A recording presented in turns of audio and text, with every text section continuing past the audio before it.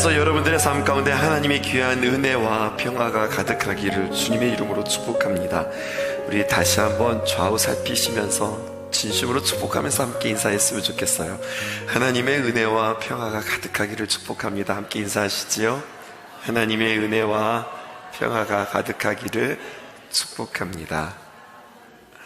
추수감사절을 맞이하여서 계속해서 우리는 시편 32편을 묵상하면서 가까이 찾아오신 하나님의 은혜에 감사하라, 기울여 들으시는 하나님의 사랑에 감사하라, 빚으시고 세우시는 하나님의 귀한 능력에 감사하라고 하는 말씀 가지고 오늘 여러분들과 함께 귀한 은혜 나누고자 합니다.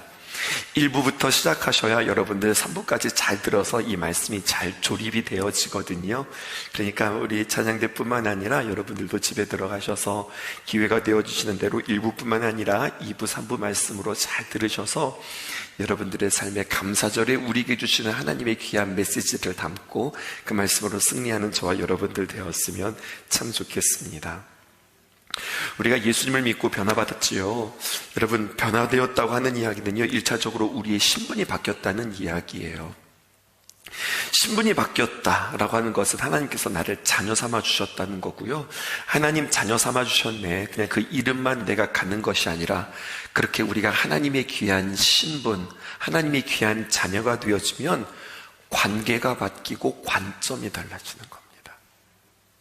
여러분, 우리가 바뀐 신분이 어떤 바뀐 신분이 되었는가 하면 우리가 세상의 종노릇 했던 우리였거든요. 세상을 이기지 못하는 저희였단 말입니다. 그랬던 우리가 하나님의 귀한 자녀가 됨으로 말미암아 세상을 이기는 자가 되었다고 하는 사실이에요. 그리고 신분이 바뀌면 이렇게 우리에게 이기는 능력이 있을 뿐만 아니라 모든 관계들이 바뀝니다. 이것을 잘 이해하고 신앙생활하는 게 참 중요해요. 그러니까 내가 어떤 사람이 되었는가, 이것을 알아야 우리가 제대로 걸어갈 수 있거든요. 믿음을 가지고 하나님의 자녀가 뒤에 세상이 말하는 복 좋다 하지만 내 좋은 것만이, 나에게 좋은 것만, 세상에서 말하는 그 좋은 것만이 좋은 것이 아니라 우리의 복의 관계, 그리고 복의 관점, 복의 정의까지도 다 달라진다고 하는 이야기입니다. 그래서 결국 내 이름, 내 신분에 맞게 살아가게 되어진다는 거거든요. 자, 1절과 2절 말씀 우리 다시 한번 읽어보실게요. 허물의 사함을 받고 자신의 죄가 가려진 자는 복이 있도다. 마음에 간사함이 없고 여호와께 정죄를 당하지 아니하는 자는 복이 있도다. 그렇게 이야기해요. 누가 복이 있는 사람인가? 허물의 사함을 받은 자, 그리고 자신의 죄가 가려진 자, 여호와께 정죄를 당하지 않는 자, 이 사람이 복이 있다. 성경은 우리에게 이야기하고 있거든요. 하나님의 자녀, 믿음을 가진 자녀에게 이것이 복이라고 이야기하였으니 먼저 우리 이것부터 점검해야 되겠습니다. 우리가 하나님의 자녀인가? 하나님의 자녀인가? 이 증명부터 우리에게 있어야 돼요. 우리가 어떻게 하면 하나님의 자녀가 되었다, 이것을 알 수 있을까요? 오늘 제가 이 말씀을 여러분들에게 드릴 수 있어서 너무너무 기뻤습니다. 나 하나님 자녀 맞나? 다른 말로 표현하면 하나님의 자녀가 구원받는 거거든요. 내가 구원받았나? 이거 확실하게 우리가 점검할 수 있는 게 있어요. 바로 이런 겁니다. 우리가 살아가다 말입니다, 어떤 일들을 하다가 불현듯 우리의 삶 속에 두렵고 겁이 날 때가 있습니다. 나 이렇게 하면 안 되는데, 내가 이러다가 하나님 앞에 벌받지, 나 이러다가 하나님 앞에 혼나지. 그 정도까지 안 나가도 되고요. 그냥 우리가 살아감에 있어서 뭔가 일함에 있어서 뭔가 좀 답답한데, 뭔가 이게 좀 시원치 않은데, 또 이게 뭐가 좀 가볍지 않고 이게 뭐가 무거운데, 이것이 바로 뭐냐면 영적인 감각이라고 하는 거예요. 이러한 영적인 감각이 나에게 있다, 이러면 하나님의 자녀가 맞습니다. 이런 감각이 여러분들에게 있습니까? 목사님, 이 정도 가지고 하나님의 자녀라고요? 그렇게 여러분들 물으실 텐데, 네, 이 정도의 감격만 가지고 있더라도 그렇게 큰 하나님의 자녀가 되는 신분을 얻은 자라는 것이라고 저는 단언컨대 여러분들에게 그렇게 말씀드리고 싶습니다. 거꾸로 생각하면 돼요. 하나님의 사람이 아니라 세상에 속한 사람들은요, 죽었다 깨어나도 말입니다. 죽다 살아나도 하나님의 자녀된 신분이 아니고서는 절대로 하나님을 인식할 수 없고 두려워할 수 없습니다. 흉악한 죄를 지었어요? 나쁜 죄를 지었어요? 아무리 흉악하고 범죄하였을지라도 그의 관심은 여기에 있어요. 어떻게 이것이 형사소송법상 접촉이 되거나 위배가 되는가, 여기에 관심이 있고, 그래서 내가 어떤 형에 처하는가, 아니면 내가 어떤 벌금을 내야 되는가, 여기에 관심이 있지, 자신이 죄를 지은 것을 통하여서 어떻게 처벌받는가, 또 어떻게 벌금을 내는가, 여기에 관심 있는 거지, 내가 이 죄를 통해서 하나님께서 어떻게 벌을 주실까, 하나님과의 관계에 있어서 하나님께서 나에게 뭔가를 행하실까, 여기에 대해서는요 전혀 생각할 수 없다는 겁니다. 무엇에든지 관심이 없는 거예요. 세상 사람들에게 말입니다. 그들과 함께 지내보기도 하였고 그들과 함께 전도해보기도 하였는데요, 이 사실에게는 있어서 아무도 예외가 없어요. 분명한 것은 하나님께서 우리에게 하나님의 귀한 자녀라고 하는 신분을 주셨기 때문에 우리가 죄를 지으면 하나님이 두렵다고요. 세상 사람들은 죄를 지었는데 하나님이 두렵지 않아요. 자신에게 돌아올 손해가 두렵지요. 누구에게나, 특별히 우리 예수 믿는 사람들 말입니다, 경도의 차이는 있지 하나님에 대한 두려움을 살아가고 있어요. 그러니까 우리는 하나님 두려워하면서 살아가는 사람 맞아요. 그러니 우리는 하나님의 자녀 맞다는 겁니다. 이것을 우리가 확인했으니 이제 그 다음 문제예요. 나 하나님의 자녀 맞구나. 그렇다면은 여러분, 우리가 하나님의 자녀로서 살아감에도 불구하고 우리의 삶이 주님께서 내가 온 것은 양으로 생명을 얻고 더 풍성히 얻게 하려 함이라 말씀해 주셨는데, 내 삶이 그럼에도 불구하고 하나님의 자녀인데 풍성한 삶이 아니라, 에너지 넘치고 넉넉한 삶이 아니라 무기력한 삶이 우리에게 있단 말입니다. 우울한 삶이 우리에게 있단 말입니다. 우리가 힘이 없고 활력이 없고 무력한 삶은 몸에 체력이 떨어지고 영양소가 떨어져서가 아니라, 결론적으로 성경은 우리에게 이렇게 이야기해요. 죄를 다루지 못하고 죄에 벗어나지 못해서 그렇다. 성경은 우리에게 이렇게 이야기합니다. 성경은요, 우리를 지으신 하나님께서 우리의 삶의 체질과 형편을 이렇게 이야기하세요. 죄를 지으면 우리에게서 하나님의 귀한 생명이 빠져나가는 겁니다. 몸의 기운이 빠져나가고 생명력이 없어짐을 우리는 경험하게 되어지는 거예요. 나 안 그런 것 같은데 라고 여겨지신다면, 여러분, 생명력, 주님께서 우리에게 주신 생기, 이것에 대한 이해가 없어서 그런 겁니다. 여러분, 잘 경청해 보세요. 죄를 지을 때 내 안에 하나님의 생명력은 빠져나갑니다. 그런데요, 이 세상적인 유흥적이고 퇴폐적인 기력, 욕심과 탐심, 교만함, 이런 것들은 여전히 우리 안에 존재하게 되어져 있습니다. 그러니까 무기력하고 활력은 없는데 여전히 무슨 힘은 생기냐면 죄를 지을 수 있는 힘은 생기는 거예요. 여러분, 이것이 우리의 모습입니다. 그리고 그 힘은 여전히 죄를 지으면서 겪게 되어지는 우리에게 있어서의 무기력함이라고 말씀드릴 수 있습니다. 이 말은 다시 말하면 이렇게 되는 거예요. 죄를 짓는 에너지는 항상 우리 안에 있다는 겁니다. 그러나 하나님께 가까이 나아가는 에너지, 거룩으로 나아가는 에너지, 이것은 우리에게 다 상실되어지고 다 내 몸에서 빠져나가게 되어진다는 거예요. 요즘 왜 이렇게 내가 힘들지? 요즘 왜 이렇게 내가 무기력하지? 왜 이렇게 나에게 활력이 없지? 가을이라서 그런가? 계절 타나? 아니요. 성경은 우리에게 그렇게 해석해 주지 않습니다. 우리가 하나님의 자녀임에도 불구하고 죄 안에 거하고 우리 안에 죄의 흔적들이 여전히 남아있기 때문이라고 성경은 우리에게 이야기해 주고 있습니다.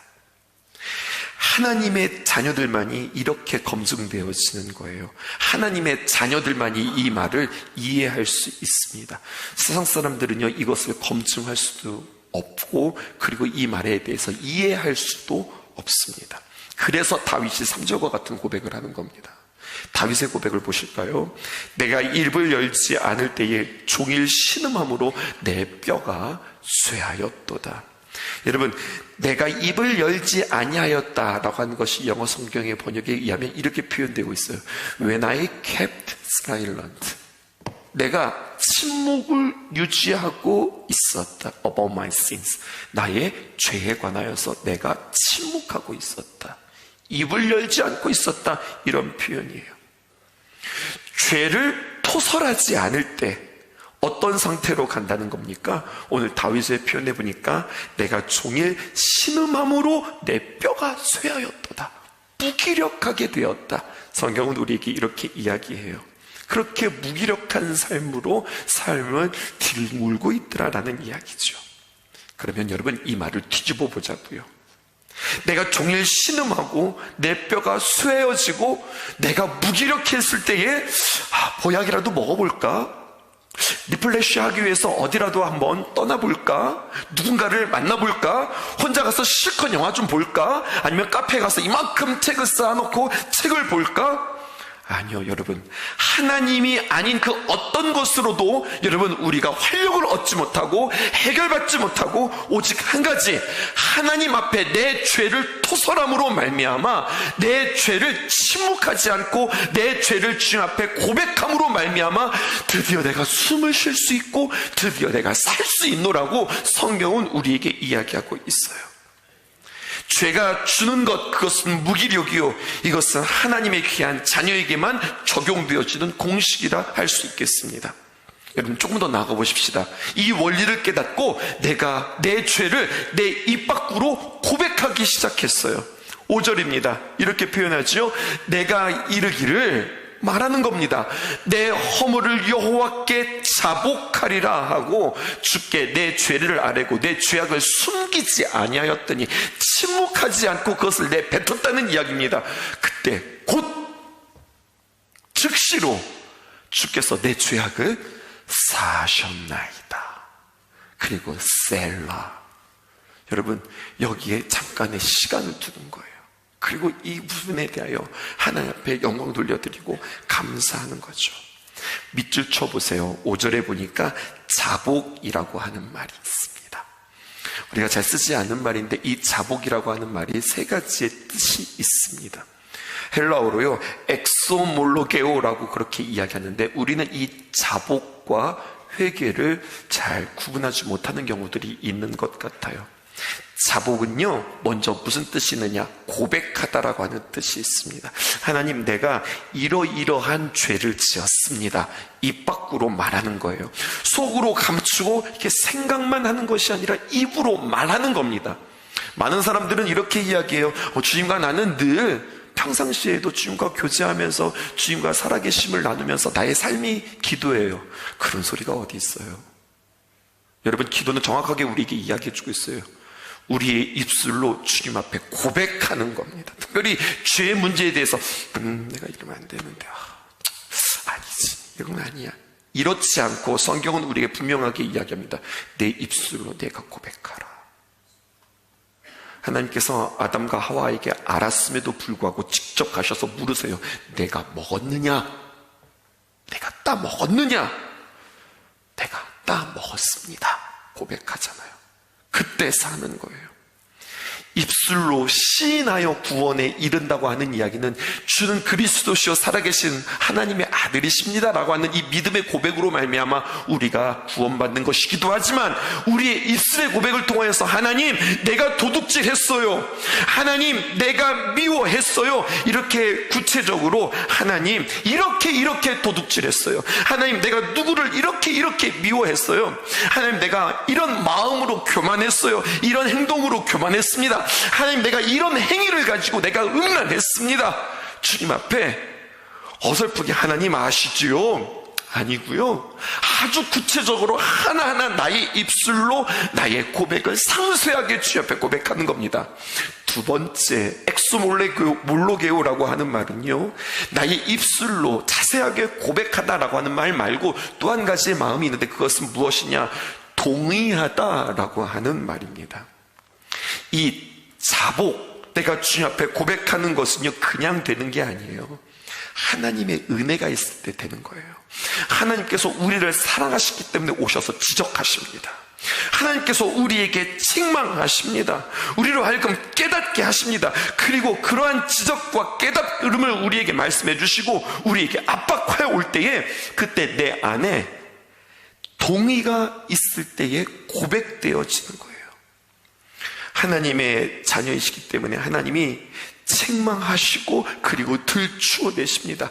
이러한 하나님의 지적, 하나님의 책망이 들어올 때 무시하지 말고 외면하지 말고 그 지적과 그 책망 앞에 내가 마주하고, 맞아요 주님, 맞아요, 내가 그랬어요, 주님의 그 말씀에 동의하는 거예요. 너 그때 그런 마음이었지, 너 그러한 모습으로 죄를 지었지. 하나님 앞에 핑계대지 않는 거예요. 하나님, 나 그때 어쩔 수 없었습니다. 사정이 있었습니다. 하나님, 왜 나한테만 그러세요? 나만 잘못했나요? 하나님 앞에 변명하지 않고 이렇게 지적인 지적과 책망이 있을 때 나는 주님 앞에 어떻게 고백해요? 아멘. 그때도 아멘을 쓰시는 거예요.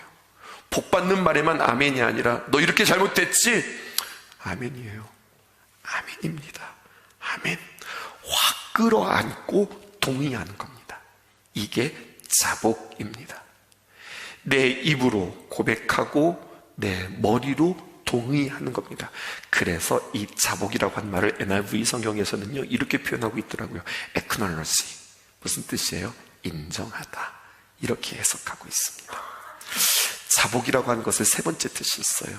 그것은 바로 무엇이냐면 내 마음으로 주님 앞에 약속하는 거예요. 하나님, 앞으로는 그렇게 하지 않겠습니다. 하나님, 나는 앞으로 그렇게 살지 않을 거예요 라고 자복하는 것, 약속하는 것이다 라고 하는 거예요. 나 나중에 또 죄질런지도 몰라요. 나 어떻게 될지도 몰라요. 하나님 아시잖아요. 그게 아니라 우리는 이미 하나님 앞에 용서함 받으면서도 우리 마음속에 그래도 나는 또 넘어질지도 몰라, 이런 마음으로 주님 앞에 나가는 경우들도 있는 것 같아요. 아니에요. 주 앞에 회개할 때는요 정말로 다시는 내가 이 죄를 짓지 않는다, 내가 다시 범죄하지 않는다라고 하는 마음으로 주님 앞에 나가는 거예요. 가능성을 열어두고, 그런데 하나님 내가 다음에 또 죄질렀지도 모르겠어요, 이게 아니라 가능성을 닫아놓으세요. 그리고 하나님, 나의 연약함을 하나님 도와주십시오, 하나님 붙잡아 주십시오 라고 부탁하는 것, 이것이 자복 엑소몰로게오입니다. 그리고요 이것이 그 다음 회개로 연결되어지는 겁니다. 아직 회개가 다 되어진 건 아닙니다.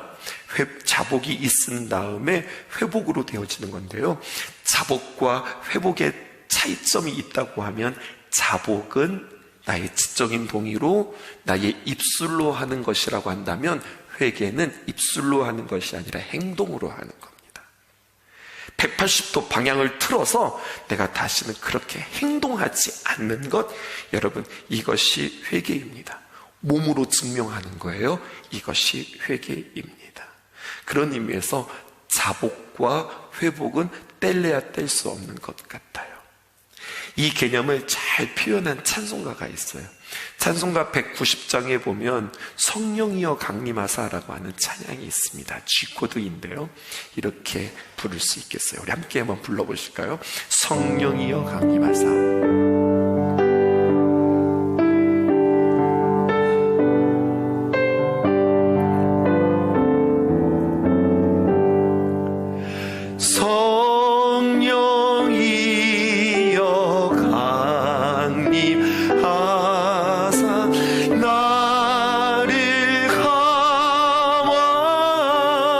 시고 애통함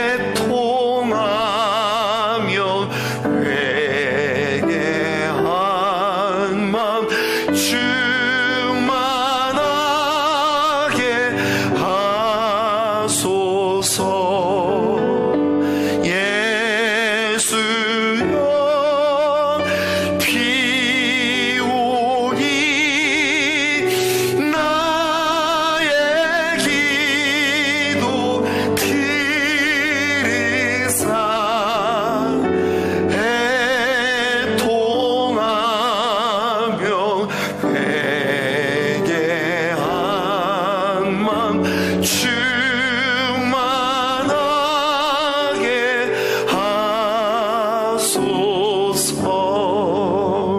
아멘이신가요? 여기에서 자복을 확인하셨나요? 바로 애통하다입니다. 애통이라는 게 뭡니까? 울기만 하는 게 애통이 아닙니다.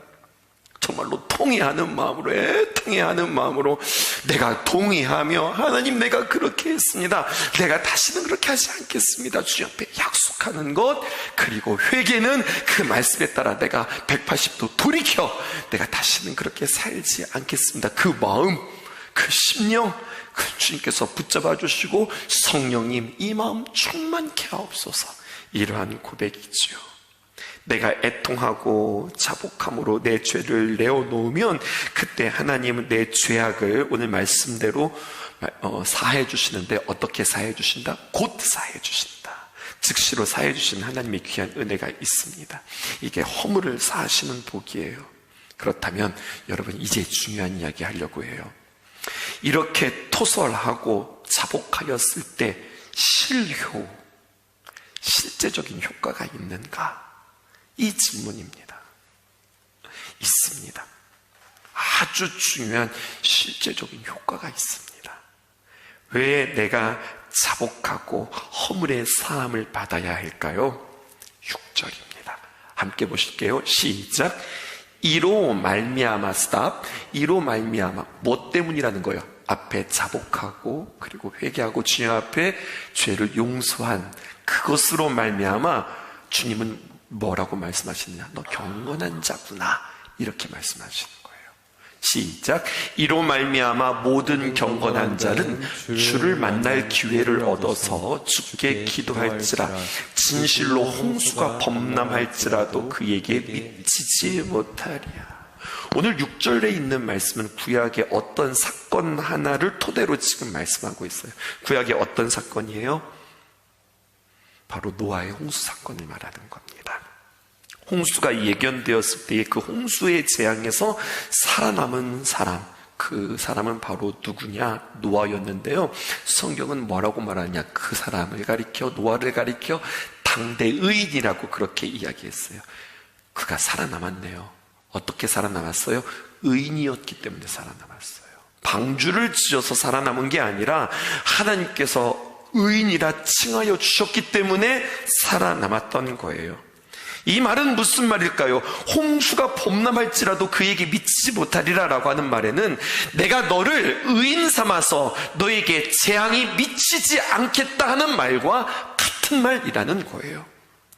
허물의 사함을 받는 순간 사함이, 그것이 나에게 어떤 죄가 없어, 너 이제 내가 너 죄 없는 걸로 내가 그렇게 여겨줄게, 이것으로 끝나는 것이 아니라 하나님께서 죄 사함은 무엇으로 연결이 되냐면 나로 하여금 의인으로 연결시켜 주시는 겁니다. 너무나도 중요한 말이에요. 왜 이 말이 너무나도 중요하냐면 의인이 되어야 하나님의 도우심, 하나님의 보호하심, 하나님의 능력의 대상자가 되는 겁니다. 의인만이 하나님의 놀라운 일들을 감당할 수 있게 되어지는 겁니다. 하나님은 누구시냐? 하나님은 공의로우신 분이세요. 공의롭다고 하는 말이 무슨 말입니까? 하나님의 도움은 아무나 주는 게 아닙니다. 하나님의 도움은 아무나 받는 것이 아닙니다. 하나님은 사랑이시라 라고 하는 말에 밑도 끝도 없이 세상 모든 사람, 하나님과 상관없는 사람, 그들에게도 하나님의 도움과 하나님의 사랑과 하나님의 은혜가 미치는 게 아닙니다.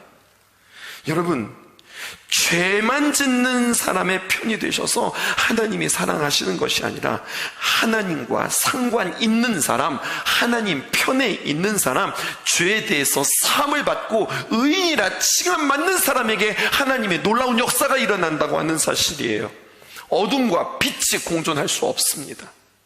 여러분, 마찬가지로 죄가 있으면 하나님의 은혜의 손길이 닿을 수 없는 거예요. 그래서 예수님께서 오셔서 무슨 문제 해결하신 거예요? 죄의 문제를 해결하신 겁니다. 우리의 공의로우심이, 그 하나님의 공의로우심이 만족되어져야 하기에 예수님께서 이 땅에 오셨다는 거죠. 주님이 이 땅에서 가장 필요한 것이, 우리에게 있어서 가장 필요한 것이 무엇인지 아셨어요.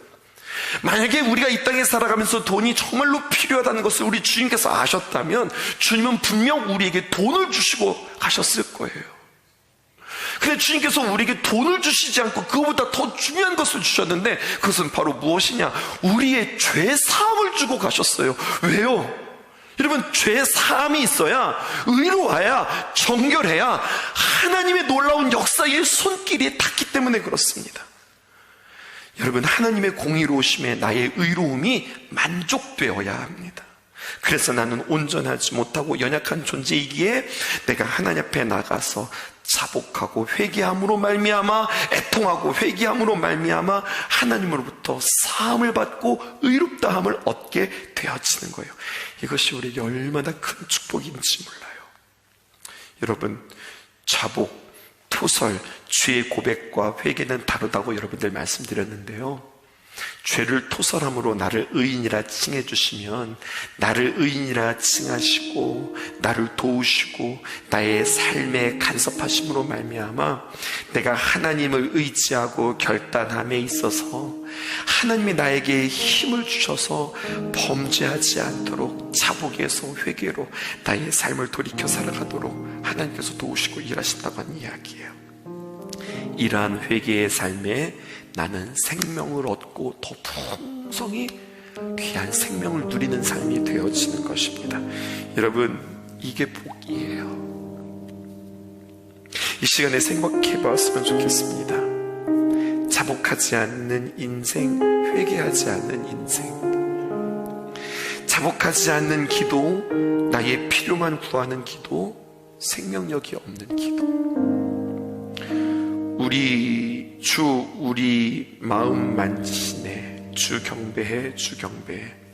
주 우리 치유하시네. 주 경배해, 주 경배해. 주님께서 우리의 마음 만지시고 주님께서 우리를 치료하시는데요, 아무나 만지고 아무나 치료하지 않는 거예요. 주님 앞에 선 자에게, 주님 앞에 섰다는 이야기는 십자가 앞에 우리가 선다는 이야기거든요. 십자가 앞에 설 때에, 여러분, 우리 교회 십자가를 보세요. 전 참 멋진 십자가라고 생각하세요. 저는 이 십자가에다가 제 스스로 이름을 붙였어요. 천국의 십자가라고요. 우리 십자가는요, 자세히 들여다보면요, 저 십자가 안에 참 험한 십자가인데 저 십자가 안에 아라리 보석들이 박혀져 있어요. 진짜 보석은 아니에요. 근데 보석을 상징하고 있다고요. 저게 무슨 뜻이에요? 십자가가 창문 같아요. 내가 주님 앞에 딱 서면은 처음에는 내 죄가 보이지만 십자가로 인하여서 나의 모든 죄가 다 용서함 받고, 저 십자가가 창문이 되어서, 여러분, 창문을 통해서 밖을 보게 되는 거잖아요. 창문을 통하여서 보석과 같이 휘황찬란한 하나님의 영광이 보여지는 거예요. 그래서 우리 교회의 시그니처 컬러는 파란색이에요. 파란 십자가예요. 희망의 십자가, 소망의 십자가. 여러분, 주님 앞에 서서 주님 위로받고 주님이 만져주시고 주님께서 치유하시는 자, 주님 앞에 죄를 자복하고 토설하는 자가 하나님 앞에 복 있는 자라 주님께서 우리에게 말씀해 주시는 거죠. 주님께서 지적하실 때의 받아들임과 동의와 인정과 고백과 약속으로 주님 앞에 나아갈 수 있는 저와 여러분들 되어지기를 원합니다. 추수감사절을 맞이하여서 내게 주신 그 무엇 중에서 우리는 은혜로 시작되었습니다. 그런 자에게 하나님께서 부어주시는 두 번째 복은 무엇일까요? 우리 2부에서 만나기로 해요.